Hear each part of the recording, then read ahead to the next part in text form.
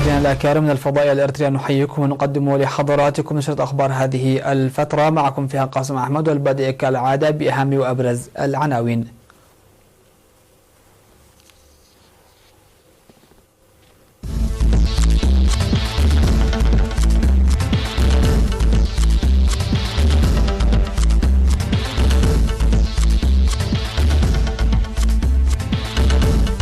الاحتفال بالذكرى 40 تأسيس المرأة الإريترية في جدة وضواحيها.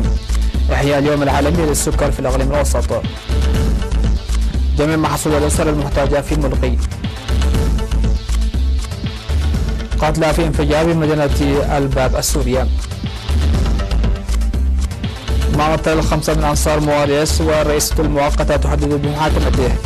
ومحكمة بلجيكية تتعاطى من مذكرات اعتقال إسبانيا بحق قادة كاثوليين. أهلا بكم. تم الاحتفال بالذكرى 40 للاتحاد الوطني للمرأة الإريترية في مدينة جدة وضواحيها بالمملكة العربية السعودية في 16 من نوفمبر الجاري في حفل حضره معالي وزير الشؤون الخارجية السيد عثمان صالح ورئيسة الاتحاد الوطني للمرأة الإريترية السيدة تخادسو ميكائيل. وشهد الاحتفال عروض فوتوغرافية عكست أنشطة فرع المرأة في جدة ودواحيها في مختلف المراحل وبرامج فنية وثقافية. وعقدت رئيسة المرأة السيدة تخادسو ميكائيل سيمينارا حول مسيرة الاتحاد خلال 40 عاما، حيث قدمت توضيحا مفصلا فيما يتعلق بدور الاتحاد في إنجاح البرامج الوطنية، مؤشرة إلى أنه يتطلب عمل دؤوب ومستمر من أجل التحرر المتكامل. وتحدثت السيدة تخا بالتفصيل عن مشاركة المرأة الإريترية الفعالة في كافة المجالات، موضحة بأن مشاركتها في مائدة التعليم وخاصة التعليم العالي التي وصلت إلى نسبة 45% خير دليل على الإنجازات المحققة.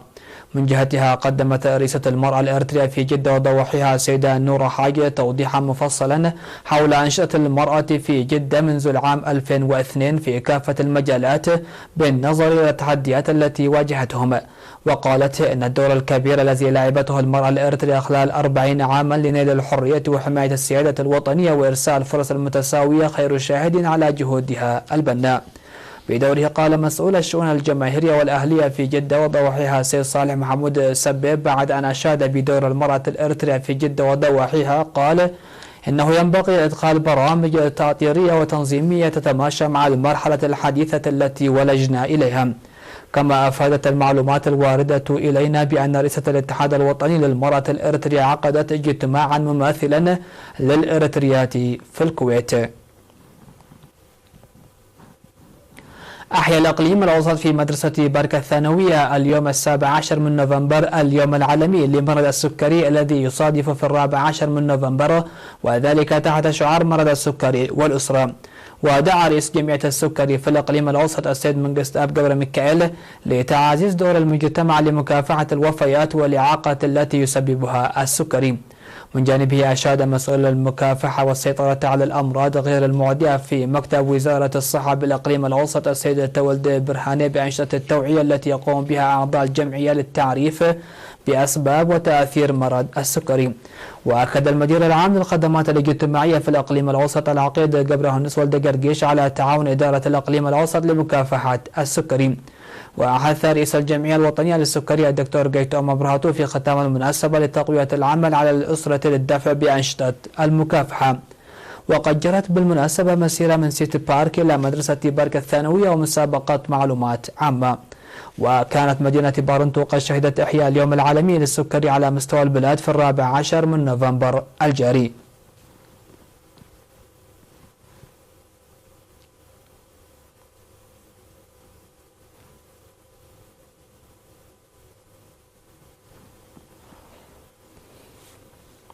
نظم في الإقليم الأوسط يوم أمس 16 من نوفمبر باستاد أسمر المهرجان 11 لريادة الناشئين وختام برنامج الريادة الصيفي للأطفال. حضر المناسبة قائد هيئة أركان وزارة الدفاع الفريق فيليبوس ولدي هنس وحاكم الإقليم الأوسط اللواء رمضان عثمان أولياء وكبار المسؤولين في الحكومة والضيوف وآلاف الطلاب. وقال المدير العام لقسم الثقافة والريادة في الإقليم الأوسط السيد إندرياس أسمرامه أن الرياضة من البرامج الأولى التي عمل لتنشئة المواطنين الصحي المنتج والمنضبط، وانطلاقا من هذا المبدأ ونتيجة للفرص التي أتاحتها الحكومة ينظم برنامج ريادة الناشئين للسنة الثامنة بتعاون إدارة الإقليم الأوسط والمديريات والشركاء. وأوضح أن هذا المشروع الذي بدأ عام 2004 بالمنافسات الرياضية الصيفية للأطفال انتقل عام 2012 إلى برنامج تدريب منتظم للناشئين، ويشارك فيه سنويا حوالي 5000 طفل من 16 مديرية. وشاركت في منافسات هذه السنة 86 فرق في مناشط كرة القدم وألعاب القوى ل100 متر و5000 متر عدو للجنسين، وسباق الدراجات الهوائية بمشاركة 230 دراجة من عمر 12 إلى 17 سنة حسب الأعمار. وقد فازت مديرية ترافولو في منافسات كرة القدم لعمر 14 و15 سنة ذكور بفوزها على أخريا ب3 أهداف لهدف، وفاز فريق مايتمناي على غودايف إناث بضربات الجزاء. وقدمت في ختام المناسبة الجوائز على الفائزين بالمستوى الفردي والمديريات، وفازت غودايف بالكأس لفوزها 3 سنوات متتالية.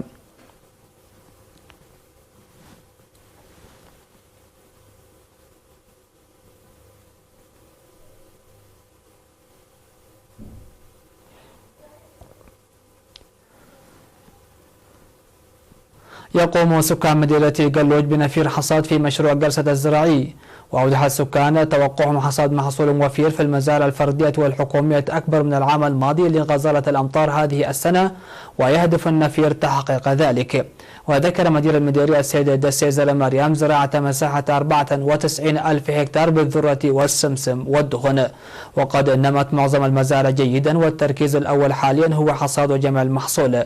في غضون ذلك جرت أنشطة النفير من 23 من أكتوبر الماضي لحصاد المزارع في 17 ضاحية بمدينة ابن حيلي بمشاركة السكان وقوات الدفاع وعمال المؤسسات الحكومية والطلاب.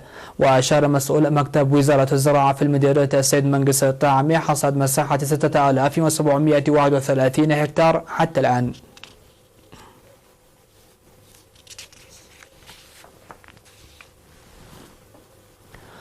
نظمت أنشطة نفير في مدينة ملقي لجميع محصول الأسر المحتاجة وأسر الشهداء، واشتملت الأنشطة التي شارك فيها عمال المؤسسات الحكومية والطلاب والمواطنين وأعضاء قوات الدفاع الإريتري على جميع محصول 150 أسرة شهداء و29 أسرة محتاجة في منطقتي محاندوس ومخارم شهو من مساحة 115 هكتار حسب المعلومات التي أدلى بها مسؤول مكتب الزراعة في المديرية السيد دخل هيمانوت زربروخ. كما علم بأن الأنشطة سوف تنظم في 19 دار ضاحية. وأشارت الأسرة التي قدم لها المساعدة إلى سعادتهم لجمع محصولهم قبل إتلافها بالأمطار المتأخرة، مشيدين بالدعم المقدم لهم. مشاهدينا الأكارم، نشرتنا لا زالت مستمرة معكم من الفضائية الإريترية، لكن بعد الفاصل فكونوا معنا.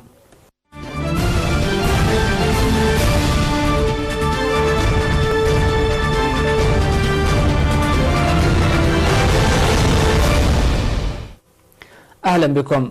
قالت وزارة الدفاع التركية أن هجوما بسيارة ملغومة نفذه مسلحون أكراد في سوريا أودى بحياة 10 أشخاص وأصاب أكثر من 15 آخرين في مدينة الباب الشمالية السورية الحدودية التي استولت عليها قوات تركيا في هجوم في عام 2016.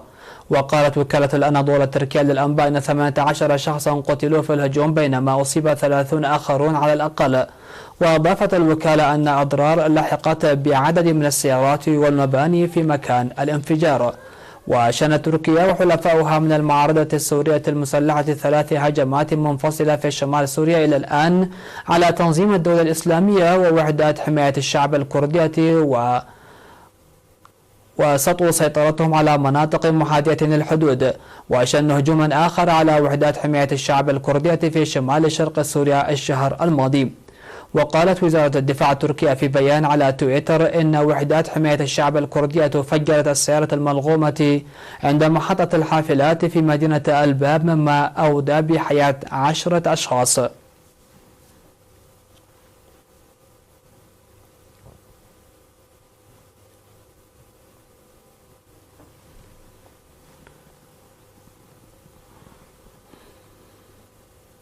قتل 5 مزارعين من أنصار الرئيس البوليفي السابق إيفو موراليس في اشتباكات مع الشرطة والجيش بالقرب من كونشابامبا الواقعة بوسط البلاد، والتي تعتبر أحد معاقل الرئيس المستقيل، فيما كان آلاف من مزارعي الكوكا يحاولون الوصول للمدينة للانضمام لمظاهرة ضد الرئيسة المؤقتة جانين أنيبر. وفي الوقت نفسه أكدت جانين الرئيسة المؤقتة أنه سيتعين على موراليس المثول أمام القضاء إذا عاد للبلاد.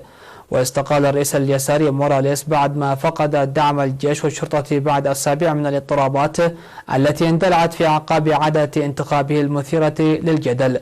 وأسفرت هذه الصدامات عن مقتل 15 شخصا وجرح أكثر من 400 آخرين. وتم تفريق المتظاهرين بعد حلول الظلام من قبل شرطة مكافحة الشغب بدعم من الجيش وطائرة هليكوبتر. واستبعدت الرئيسة البوليفية المؤقتة جانيم الخميس فرضية ترشح الرئيس المستقيل إيفو موراليس في الانتخابات الرئاسية الجديدة. قررت محكمة بلجيكية تحديد 16 من الشهر القادم موعدا للنظر في مذكرتي اعتقال أصدرتها السلطات الإسبانية بحق 2 من قادة إقليم كاتالونيا الذين شاركوا في محاولة الانفصال الفاشل عن إسبانيا خريف العام 2017. المحكمة أوضحت في قرارها أنه من المفيد النظر في مذكرتي الاعتقال المشار إليهما، إلى جانب مذكرة اعتقال أصدرتها إسبانيا بحق الرئيس الكتالوني المقال كارلوس بيدغومون، وذلك بهدف الاستماع القضايا الثلاثة معا ليتمكن الزعماء الثلاثة من تقديم دفاع مشترك. وكانت المحكمة العليا في إسبانيا أصدرت الشهر الماضي أحكاما بالسجن لمدة تتراوح بين 9 و13 عاما بحق 9 من القادة المطالبين باستقلال كاتالونيا، وذلك بعد أن أدانتهم بالتحريض على الفتنة بسبب دورهم في استفتاء الاستقلال عام 2017 والذي قالت إسبانيا إنه غير قانوني.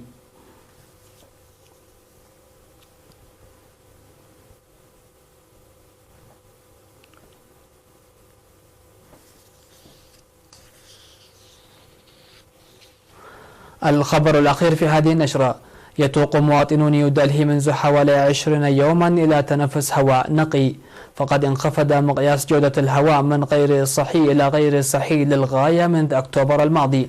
وبالرغم من أن آثار تلوث الهواء غير مثبتة علميا، فقد توافد عشرات الأشخاص خصوصا في منتصف العمر وكبار السن على أنبوبة الأكسجين، والتي تم تعظيم جلسة مدتها 15 دقيقة لاستنشاق كوكتيل من الأكسجين بنكهات مختلفة مقابل 500 روبية، أي ما يعادل $7. وبدأ توفير أنابيب الأكسجين من يونيو، ولاقت نجاحا باهرا في العاصمة الهندية نيودلهي.